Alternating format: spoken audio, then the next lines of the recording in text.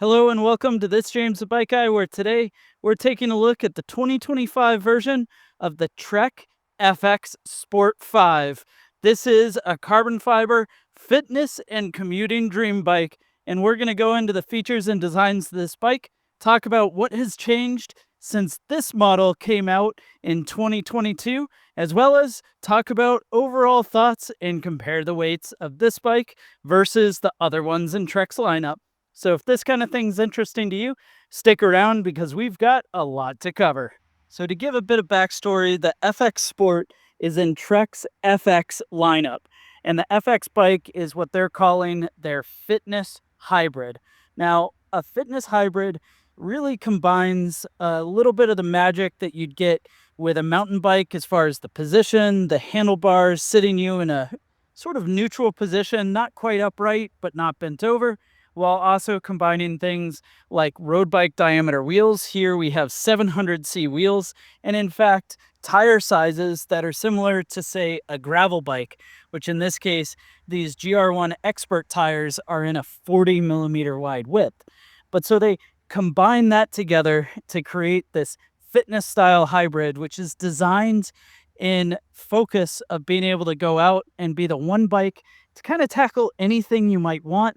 Think an SUV per se, but in this case, the sport series of the bike allows them to take that and kind of notch it up to 11 by adding a carbon fiber frame, this being a 400 series OCLV carbon fiber frame, lightening the bike up quite a bit, but still retaining the wide range of usability with things like rack and fender mounts on the bike, the ability to kind of cross over with a little bit of off-road, a lot of on-road prowess, being able to, more or less handle potholes, the things you might feel on your commute, or allow you to get out, say, after work and have one bike that you can go out and get that fitness on, get the sweat on, and on the weekend, if you need to be riding with your kids, well, this bike can do it too. And so it's a pretty big amalgamation of uses in which you might want to find a Trek FX or similar fitness hybrid. But with the sport line, they really turn that up, as I said, and allow it to be more focused on going faster. Now, it does have all the features to carry your other gear, as we said, but you get that carbon fiber frame, you get a carbon fiber fork up front, which is nice and bladed. You have this really beautiful blue color, and for 2025, it also comes in a green, which makes for a nice premium look. Think of this as buying your, say, I don't know, a BMW X3 versus a Toyota RAV4. Really the same focus and use, but just a nicer take on the whole experience. Past that, in their lineup, the Sport series of frames starts at a Sport 4 and it goes up to a Sport 6. So this being the Sport 5, for some might be that happy medium between the two.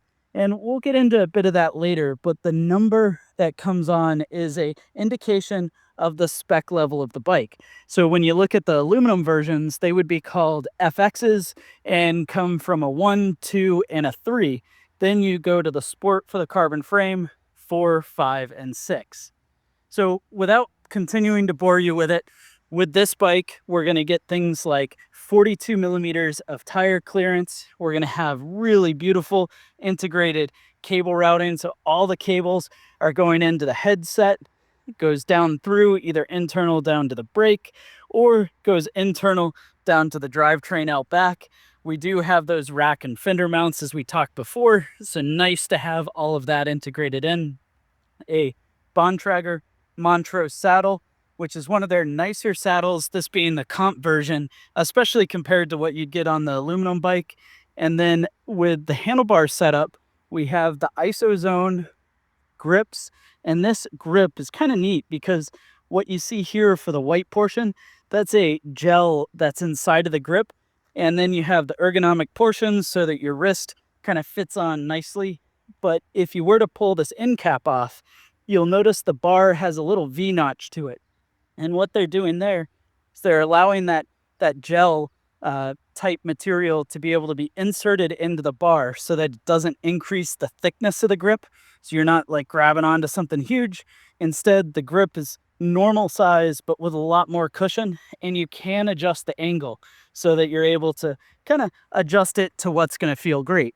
Past that, it's an aluminum bar, aluminum stem, so helping save weight. And then for controls, this bike's going to be super simple with a 1x drivetrain. So no shifter on the left-hand side. On the right-hand side is the SRAM apex shifter. Thumb button goes to an easier gear. Push forward, there's another thumb button to go back to the harder gear.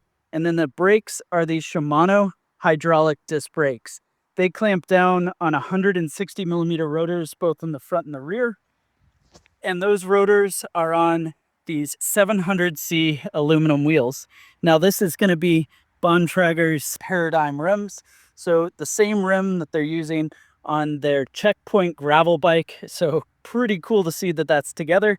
And then up front, instead of running a traditional through axle, it has through skew, which is a modern take on a quick release skewer, making it much easier to take on and off and giving you many of the benefits of what you'd get in a traditional through axle without the additional weight and the additional cost, especially when it comes to buying repair parts if you ever need to. The carbon frame, that 400 series OCLV, along with internal cable routing, has lots of room for external mounts. So if we look underneath, we've got mounts on the top tube. That's going to allow you to run a frame bag here. Then we do have water bottle mounts on the down tube and the seat tube of this bike.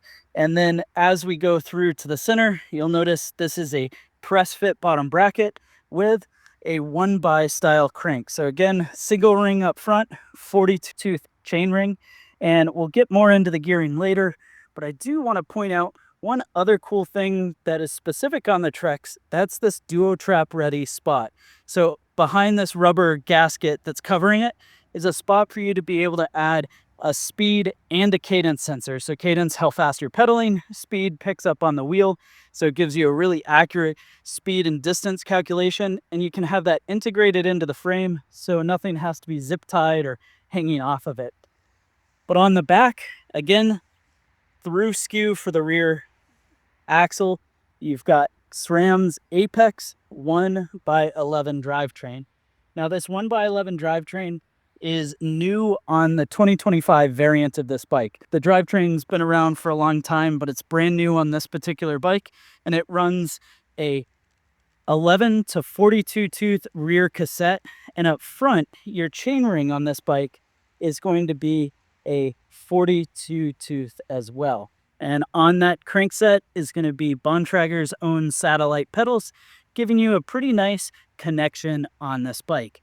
Along with that, I want to talk about how this bike compares to, say, the FX Sport 4 and the highest aluminum variant, the FX3.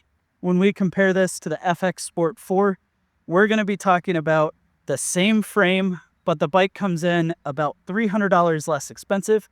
It runs 10 speeds in the drivetrain instead of the 11 speeds on this bike, so slightly narrower gear range. And on that particular one, we're expecting that it's going to come in at about a half pound heavier than this bike does.